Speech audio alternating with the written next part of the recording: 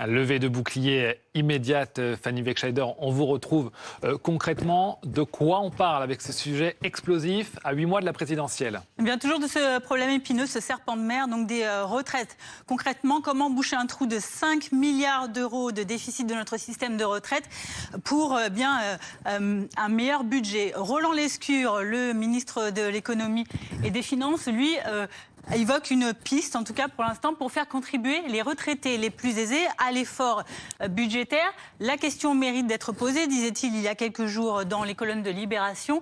Pour cela, il souhaite indexer de manière plus modérée les pensions des retraités les plus aisés. Ça veut dire que, au lieu de revaloriser au même niveau que l'inflation, comme c'est le cas dans la loi tous les ans, et bien là, cette majoration serait moindre pour les retraités les plus aisés.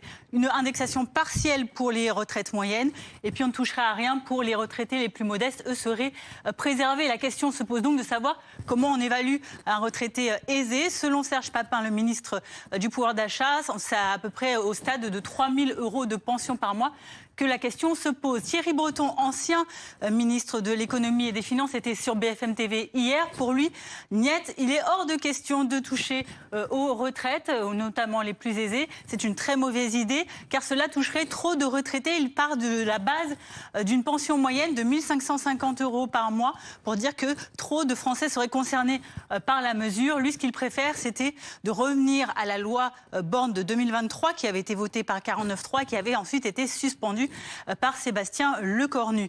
Autre point de vue plus mitigé entre les deux, c'est celui de Jean-Pierre Farandou, le ministre qui dit que lui, rien n'est décidé à ce stade et qu'il faudra tout de même faire des efforts. On voit que la question et le débat est ouvert.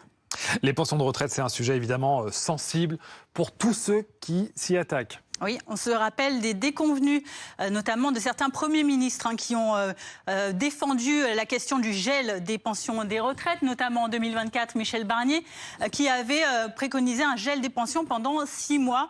On se souvient qu'il a été renversé. Son successeur, Bayrou, a lui aussi proposé un gel des pensions sur le principe d'une année blanche, donc 1 an de suspension de l'indexation de ces pensions de retraite. Lui aussi a été renversé. Sébastien Lecornu, lui, avait suspendu donc ses propositions, il était revenu en arrière et donc avait préconisé, lui, de rester au stade donc actuel, quitte à ne pas faire ces milliards d'économies budgétaires et quitte, eh bien, pourquoi pas, à se mettre de côté, dans la poche plutôt, des électeurs potentiels.